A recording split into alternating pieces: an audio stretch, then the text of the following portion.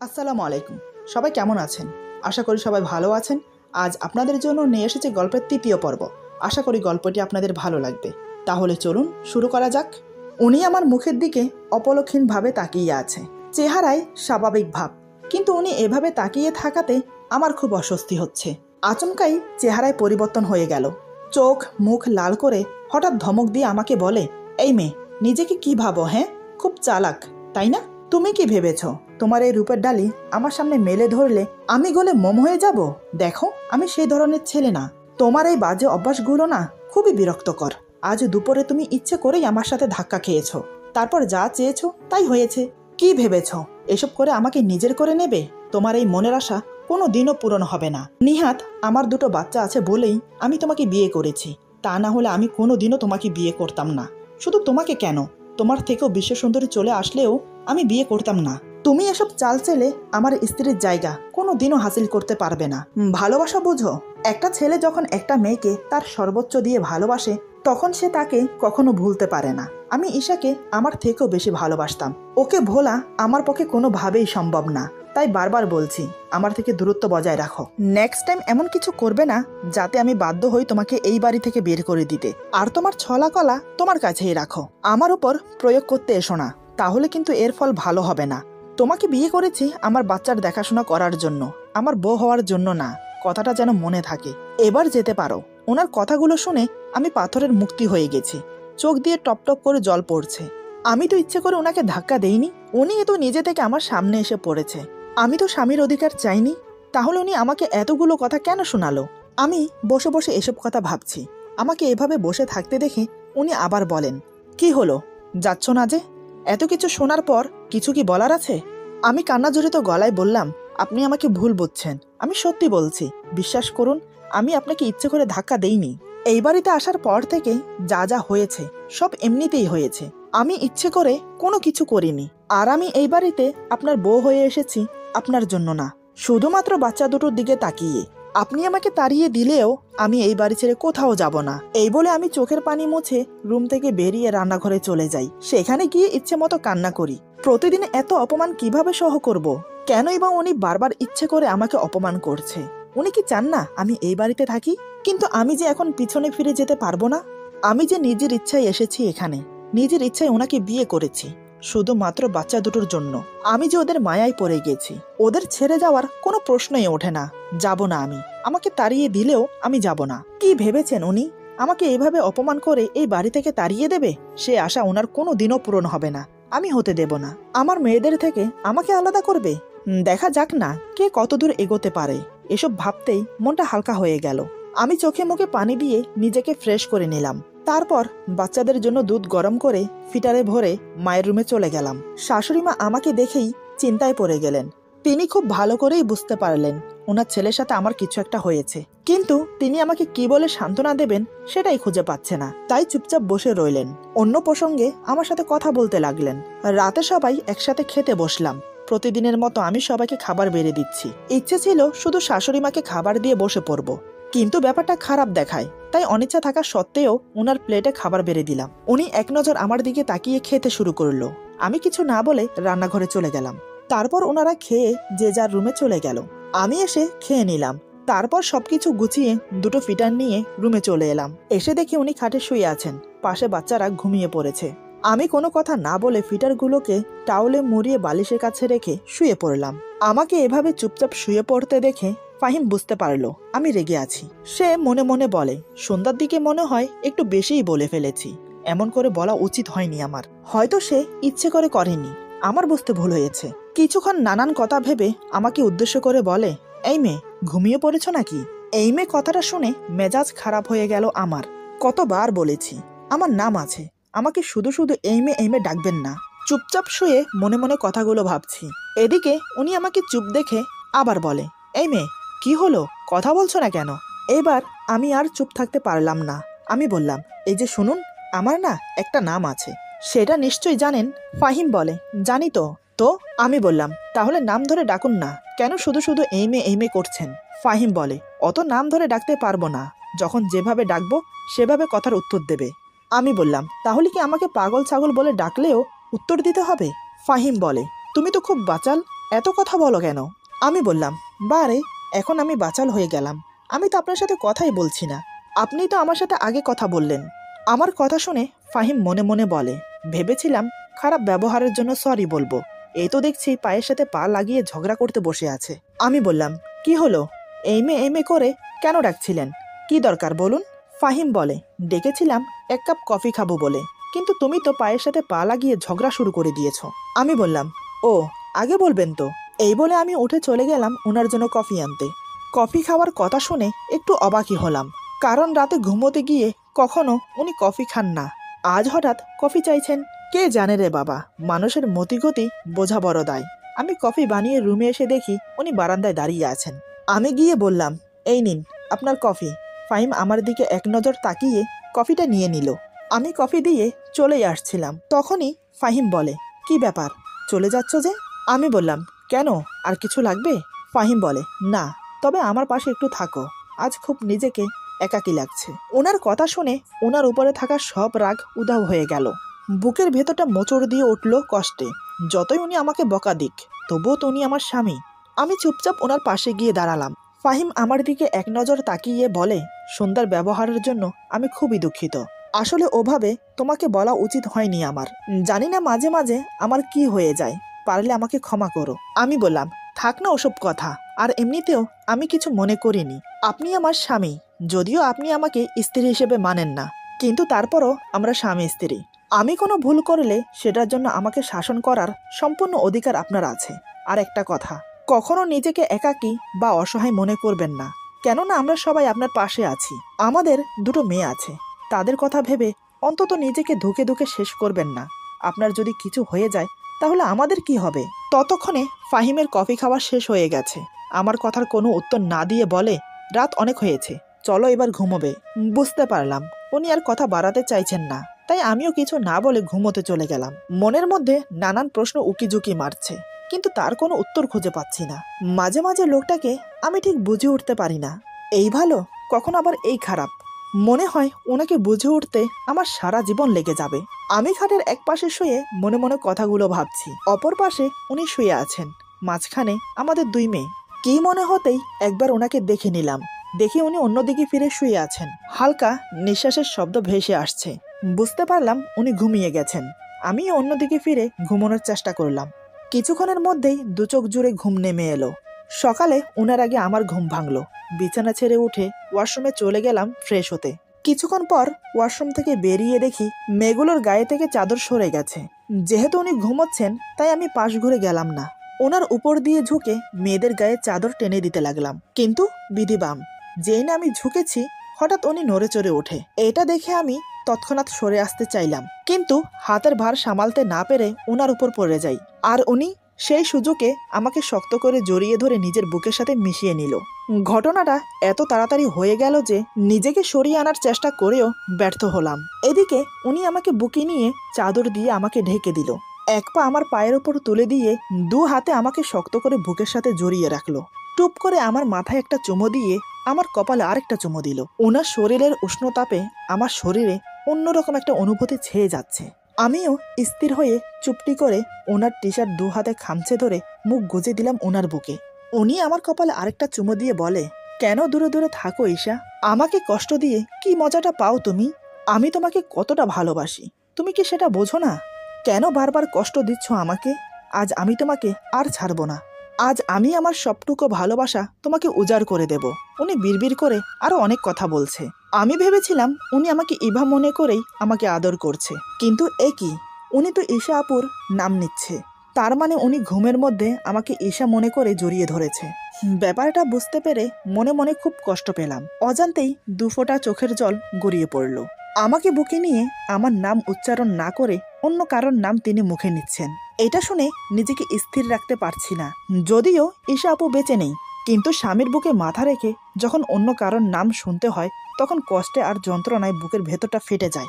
একমাত্র মেয়েরাই বোঝে এমন পরিস্থিতিতে কেমন লাগে।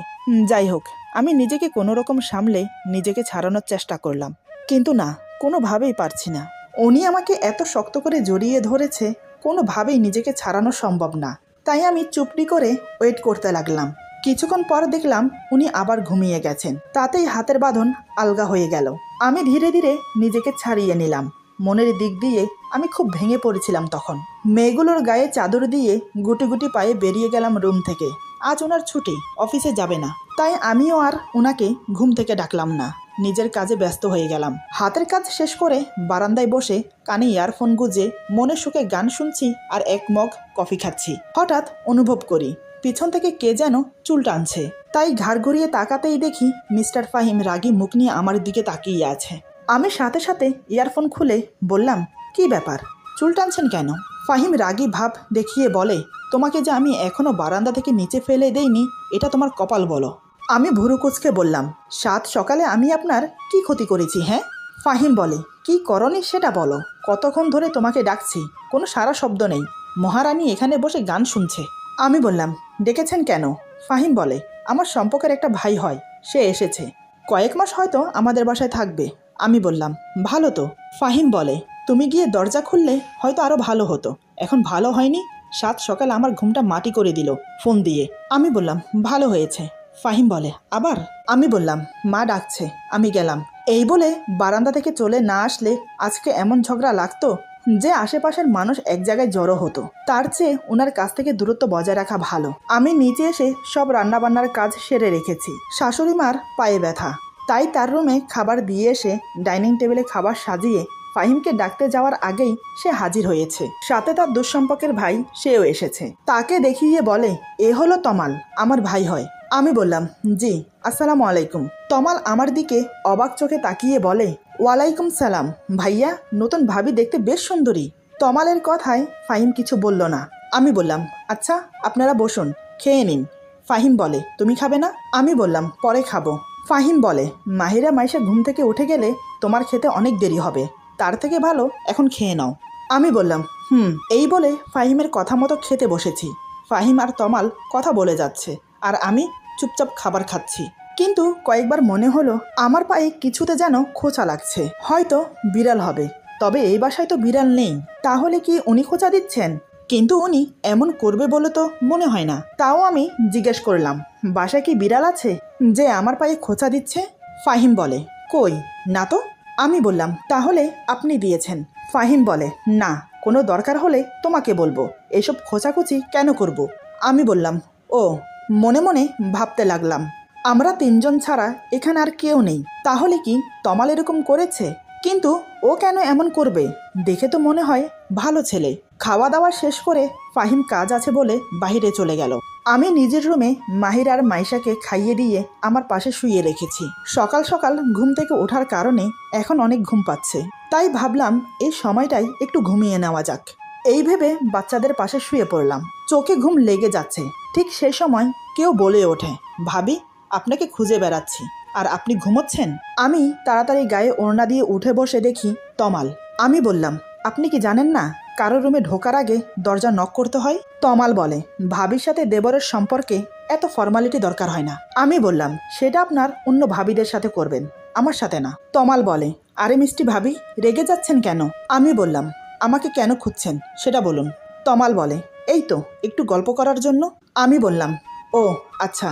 তমাল বলে, ভাইয়ের সাথে আপনার সম্পর্ক ঠিক স্বামী স্ত্রীর মতো না, কি তাই না? আমি বললাম, আমরা স্বামী স্ত্রী হলে সম্পর্ক অন্য কিছু হবে কেন? তমাল বলে, এত ধাজ নিয়ে কথা বলা ঠিক না, মিষ্টি চেহারায় মিষ্টি করে কথা বলতে হয়। আমি বললাম, আপনার সাথে পরে কথা হবে, এখন আপনি যান। তমাল বলে, আচ্ছা, পরেই না হয় আসবো। এই বলে তমাল চলে গেল। তমাল রুম থেকে বের হওয়ার পর আমি দরজা লক করে দিলাম। এখন বুঝতে পেরেছি খাবার টেবিলের কাজটা তমাল করেছে। ওর কথাবার্তা ভালো না, তেমন চোখের চাহনি বড্ড খারাপ। খাবার টেবিলের কথা মনে পড়তেই রাগে গা জ্বলে যাচ্ছে। সারাদিনে কাজে না থাকায় রুমে থাকতে পেরেছি। সন্ধ্যার দিকে ফাহিম অনেকগুলো ফুচকা হালিম নিয়ে বাসায় ফিরেছে। তারপর সবাই একসাথে বসে খাচ্ছি। তখনই ফাহিমের অনেক ঝাল লাগে, তাই সে পানি নিয়ে আসতে গেল। সাথে শাশুড়ি মাও আমার হয়ে গেছে বলে নিজের রুমে চলে গেল। সেই ফাঁকে তমাল হঠাৎ করে আমার হাতের ফুচকাটা ওর মুখে নিয়ে নিল। এটা দেখে আমার খুব রাগ হলো। আমি বললাম, প্লেটে ফুচকা রাখা আছে, সেটা না খেয়ে আমার হাতেরটা নিয়েছেন কেন? এরকম অসভ্যতা আমি একদম পছন্দ করি না। তমাল বলে, পছন্দ করো না ঠিক আছে, তাহলে কি করবে? ভাইয়াকে বলে দেবে? দাও। আমি বললাম, হ্যাঁ অবশ্যই বলবো। তমাল মুচকি এসে বলে দেখো, বিশ্বাস করবে না। এরই মধ্যে ফাহিম পানি নিয়ে আসলো। আমারও ঝাল লেগেছিল, তাই এক গ্লাস পানি ঢেলে খেতে লাগলাম। এই সুযোগে তমাল বলে, ভাবির এত ঝাল লেগেছে, তাও কিন্তু ফুচকা খাওয়া ছাড়েনি, এমনকি আমার হাতেরটাও নিয়ে খেয়েছে। তমালের কথা শুনে মন চাচ্ছে ওর গালে একটা থাপ্পড় বসিয়ে দেই, কিন্তু না, ফাহিম ওকে ভালো ছেলে বলে জানে। আমি কোনো কথা বললাম না, চুপচাপ সেখান থেকে রুমে চলে আসলাম। অতীত ভুলে নতুন করে সংসার শুরু করেছি, কিন্তু তাও বিপদ আমাকে ছাড়ে না। কী করে যে তমালের খারাপ উদ্দেশ্য সবার সামনে প্রকাশ করব ভেবে পাচ্ছি না। ফাহিমকে বলতে খুব ভয় লাগছে, যদি আমাকে ভুল বোঝে খুব অস্থির লাগছে, তাই বারান্দায় গিয়ে পায়চারি করছি। বেশ কিছুক্ষণ পরে ঠিক করলাম ফাহিমকে গিয়ে সব বলে দেব। এই ভেবে রুমে গিয়ে দেখি উনি ঘুমাচ্ছেন, আর কিছু বলা হলো না। আমি আর বেশি চিন্তা ভাবনা না করে ঘুমিয়ে পড়লাম। সকালে ঘুম থেকে তাড়াতাড়ি উঠে ফ্রেশ হয়ে শাশুড়ি মায়ের সাথে বসে কাজ করছি। তখন মাকে জিজ্ঞেস করলাম, আচ্ছা মা, এই তমাল ছেলেটা কেমন? মা বলে, শুনেছি তো ভালো, আমি ওকে আমাদের বাসায় রাখতে চাইনি, কিন্তু ওর বাবা অনেকবার বলেছে রাখতে। আমি বললাম, মা একটা কথা বলবো? মা বলে, হ্যাঁ বলো। আমি বললাম, ও খুব খারাপ ছেলে। তারপর তমাল যা যা করেছে সব মাকে বললাম। আমার মুখে সব শুনে মা তো রেগে মেগে আগুন। মা বলে, আমি এক্ষুনি ওর ব্যবস্থা করছি, দাঁড়া। এই বলে মা রেগে গিয়ে ফাহিমের কাছে যাবে, কিন্তু আমি তাকে যেতে না দিয়ে বললাম, ও মিথ্যে কথা বলে পার পেয়ে যাবে, নয়তোবা আমাকে দোষী করবে। তাই আমি ভাবছি ওকে হাতে নাতে ধরিয়ে দিতে হবে। তবে মা, আজই আমাদের বাসায় ওর শেষ দিন। এমন সময় মাহিরা মাইশার কান্নার আওয়াজ শুনতে পেলাম। আমি হাত ধুয়ে তাড়াতাড়ি রুমে চলে গেলাম। রুমে এসে দেখি ফাহিম ওদের কোলে নিয়ে সামলাচ্ছে। আমি বললাম, ওদের আমার কাছে দিয়ে নাস্তা খেতে যান। ফাহিম বলে, আমার মেয়েরা কিছু খায়নি, সেদিকে তোমার খেয়াল আছে? আমি বললাম, বারে, আমার খেয়াল থাকবে না তো কার থাকবে? আপনি ওদের খেয়াল রাখেন নাকি? সব কাজ তো আমিই করি। ফাহিম বলে, এই, আমাকে একদম কথা শোনাবে না, বাচ্চাদের খাওয়ানো তেমন কঠিন কিছুই না। আমি বললাম, ও তাই নাকি, এই নিন ফিটার, এখন ওদের খাইয়ে দিন। ফাহিম বলে, এই বলে আমার হাত থেকে ফিটার নিয়ে মাহিরার মুখে ধরেছে, কিন্তু দুধ মুখে যাচ্ছে না, মুখের দুই পাশ দিয়ে পড়ে যাচ্ছে, আর মাহিরা কাঁদছে। যখন দেখে তার ধারায় হবে না, তখন বলে, আচ্ছা শোনো, তুমি ওকে খাইয়ে দাও, আমার অফিসে যেতে লেট হয়ে যাচ্ছে। আমি হো হো করে হেসে বললাম, দেখলেন তো, বাচ্চাদের খাওয়ানো অত সহজ না, তাও আবার একসাথে দুজন। ফাহিম বলে, আমার সময় নেই, নয়তো আমি পারতাম। আমি বললাম, মচকাবেন তবুও ভাঙবেন না। ফাহিম কথা ঘুরানোর জন্য বলে, ওদের খাইয়ে দিয়ে তাড়াতাড়ি আমার জন্য খাবার বাড়ো। এমন সময় দরজায় নক করে তমাল বলে, ভাইয়া আসবো? ফাহিম বলে, হ্যাঁ ভেতরে আয়। তমাল বলে, তুমি অফিসে যাবে কখন? ফাহিম বলে, এই তো একটু পরে। কেন? তমাল বলে, তোমার সাথে আমিও যাব, কারণ তোমার অফিসে ইন্টারভিউ আছে, ওখানে চাকরি হলে ভালোই হবে। ফাহিম বলে, কেন, অফিসের পাশে কি বাসা ঠিক করেছিস? তমাল বলে, না, এই শহরে তেমন কিছুই চিনি না, আগে তোমাদের বাসায় যদি কয়েকদিন থেকে। ওর কথা শেষ হওয়ার আগেই ফাহিম বলে, হ্যাঁ থাকতে পারিস, কোনো সমস্যা নেই। তমাল আমার দিকে তাকিয়ে রহস্যময় হেসে বলে, আচ্ছা। এই বলে তমাল রুম থেকে চলে গেল। এতক্ষণ আমি বাচ্চাদের কোলে নিয়ে মুখ ঘুরিয়েছিলাম। ফাহিম রেডি হয়ে আমাকে বলে, বিয়ের পরে তো বাবার বাড়ি যাওনি, কালকে শুক্রবার আছে, যদি যেতে চাও তাহলে নিয়ে যাব। আমি ওনার কথা শুনে একগাল হেসে বললাম, সত্যি নিয়ে যাবেন তো? ফাহিম বলে, হ্যাঁ। আমি বললাম, আমি কিন্তু কয়েকদিন থাকবো। ফাহিম বলে, মানে? তুমি কয়েকদিন থাকলে আমার মেয়েদেরকে কে দেখবে শুনি? আমি বললাম, ওদের আমার সাথে নিয়ে থাকবো। ফাহিম বলে, না, সকালে যাব আবার বিকেলে চলে আসব। আমি বললাম, না, এমনটা হয় নাকি? এতদিন পরে যাব আর 2 দিন থাকবো না? আমি কিন্তু 2 দিন থাকবো, তাও বাচ্চাদের নিয়ে। ফাহিম বলে, তাহলে যাওয়ার দরকার নেই। কথাটা বলে রুম থেকে হন হন করে বেরিয়ে গেল। আমি তো ওনার কথা শুনে অবাক হয়ে তাকিয়ে আছি। এভাবে কেউ কাউকে মুখের উপর না বলে। তবে ওনার কথা শুনে এটা বুঝলাম উনি আমাকে যেতে দেবে না। আমিও আর রুমে বসে না থেকে ওনার পিছন পিছন গেলাম। তারপর ডাইনিং টেবিলে সবাই একসাথে বসে খাচ্ছি। তখনই হঠাৎ ফাহিম মাকে বলে, মা, কালকে আমরা সবাই ইভার বাবার বাড়িতে যাব। মা বলে, আমার যাওয়ার দরকার নেই, তোরা যাস। ফাহিম বলে, না, সবাই যাব। তারপর তমালের দিকে তাকিয়ে বলে, তুইও যাবি? তমাল বলে, আচ্ছা ভাইয়া, আমি তো অবাক ওনার কথা শুনে। দেখলেন তো, আমি বলেছিলাম না, এই লোকটাকে বোঝা বড় দায়। এই তো একটু আগে রুমে আমাকে বলল যাওয়ার দরকার নেই, এখন আবার বলছে কাল যাবে। কি আজব রে বাবা। এতক্ষণ আমি অবাক হয়ে ওনার দিকে তাকিয়েছিলাম। হঠাৎ আমার চোখ পড়ল তমালের দিকে। দেখি তমাল বজ্জাত হারামি আমার দিকে তাকিয়ে মুচকি হাসছে। ওর হাসির পিছনে লুকিয়ে আছে খারাপ উদ্দেশ্য, কিন্তু সেটা হতে দেওয়া যাবে না। হঠাৎ অনুভব করি আমার পায়ের উপর কেউ পা রেখেছে। কেউ বলতে এটা তমাল ছাড়া আর কেউ না। তাই আমিও পা সরিয়ে একটা লাথি মারি ওর পায়ে। তমাল ব্যথায় চেঁচিয়ে বলে, উফ, পা মনে হয় গেল। ফাহিম বলে, তমাল তোর কি হয়েছে? তমাল বলে, না ভাইয়া, কিছু না। ফাহিম বলে, তুই কি ব্যথা পেয়েছিস? তমাল বলে, না তেমন কিছু না, হঠাৎ করে পায়ের রগে টান লেগেছে। ফাহিম বলে, সাবধানে বসতে পারিস তো নাকি? তমাল বলে, পা একটু নাড়াচাড়া দিলে ঠিক হয়ে যাবে। তমালের চেহারা দেখে আমার খুব হাসি পাচ্ছে, তবে শাশুড়ি মাও বুঝেছে কাজটা আমি করেছি। খাওয়া শেষ করে তমাল বাসা থেকে বের হবার সময় বলে, কাজটা কিন্তু ঠিক করলে না, এর জন্য তোমাকে পস্তাতে হবে। আমি বললাম, আমি তোমার কোনো কথার উত্তর দিলাম না, পারলে কাজে করিয়ে দেখাও। তমাল আমার দিকে অগ্নির দৃষ্টি নিয়ে তাকিয়ে হন হন করে চলে গেল বাহিরে। আমি রুমে এসে বাচ্চাদের গোসল করিয়ে জামা কাপড় পরিয়ে মায়ের কাছে দিয়ে এসে তারপর আমি গোসল করব। এই ভেবে ওদের গোসল করিয়ে কাপড় পরিয়ে যেই না মাকে দিয়ে আসতে যাব, তার আগেই মা রুমে আসে ওদের নিতে। মা বলে, ইভা তুমি কিন্তু ভুল করছো, তমালের কথা ফাহিমকে না বলে। আমি বললাম, মা আমি চাই একটা প্রমাণ সহ ওকে ধরিয়ে দিতে। মা বলে, আজকে যা করলে তাতে ও তোমার উপর ক্ষেপে আছে, এর বদলা ঠিক নেবে। আমি বললাম, আজকেই ওর শেষ দিন, আপনি সাথে থাকবেন তো মা? মা বলে, থাকবো। এভাবেই সারাটা দিন কেটে যায়। সারাদিনে তমাল বাসায় আসেনি। এদিকে আমি অপেক্ষা করে আছি কখন বাসায় আসবে। সন্ধ্যার দিকে ফাহিমের সাথে তমাল বাসায় আসে। মুখ দেখে মনে হয় চাকরি হয়নি। আমি তো খুব খুশি হয়েছি। প্রায় আধা ঘন্টা পর আমি তমালের রুমে গেলাম এক গ্লাস পানি নিয়ে। রুমে টি টেবিলের উপর পানির গ্লাস রেখে যেই না বেরোতে যাব, ঠিক তখনই পেছন থেকে তমাল আমার ওড়না টেনে ধরে। ওর এমন ব্যবহারে আমার খুব রাগ হয়, ইচ্ছে করছে ঠাস করে দুটো থাপ্পড় মারি। আমি রাগিত দৃষ্টি নিয়ে ওর দিকে তাকিয়ে বললাম, আমি আপনার ভাইয়ের বউ হই, আপনি আমার সম্পর্কে দেবর হন, আর আপনি কি না আমার ওড়না টেনে ধরেছেন? ছি ছি ছি। তমাল বলে, এই একদম আমাকে সম্পর্কের দোহাই দিয়ে কথা বলবে না। বিয়ে করেছো একটা মধ্যবয়স্ক লোককে, আবার আমার কাছে সাধু সাজো? আমি বললাম, আপনাকে ভালোভাবে বলছি, আমার ওড়না ছাড়ুন, নয়তো আমি চিৎকার করব। তমাল মুচকি হেসে বলে, চিৎকার করো, আমি বলবো তুমি আমার সাথে সম্পর্কে জড়াতে চাও। আমি বললাম, আপনার মতো নিচু মনের মানুষ একটাও দেখিনি। তমাল বলে, তোমার জন্য নিচু মনের মানুষ হতে হয়েছে। তুমি জানো, প্রথম যেদিন তোমাকে দেখেছি সেদিন থেকে তোমাকে পাওয়ার জন্য মন হাহাকার করছে। তোমাকে ফাহিমের সাথে দেখতে পারি না, ও তোমার থেকে বয়সে অনেক বড়। আমি তোমাকে খুব সুখে রাখতে পারবো, যা ফাহিম কখনো পারবে না। তুমি রাজি হয়ে যাও, আমরা অনেক দূরে চলে যাব। ওর কথা শুনে আমি আমার রাগটা কন্ট্রোল করতে পারলাম না। দুই গালে ঠাস করে থাপ্পড় লাগিয়ে বললাম, তোকে এই কয়দিন অনেক সম্মান দিয়েছি, কিন্তু তুই সম্মানের যোগ্য না। আর কি বললি, ফাহিম আমাকে সুখে রাখতে পারবে না, তাই না? তাহলে শোন, তুই এক যুগ তপস্যা করলেও ফাহিমের মতো হতে পারবি না। ফাহিম আমাকে যতটা সুখে রেখেছে তা আগে কোনো দিনও থাকিনি আমি।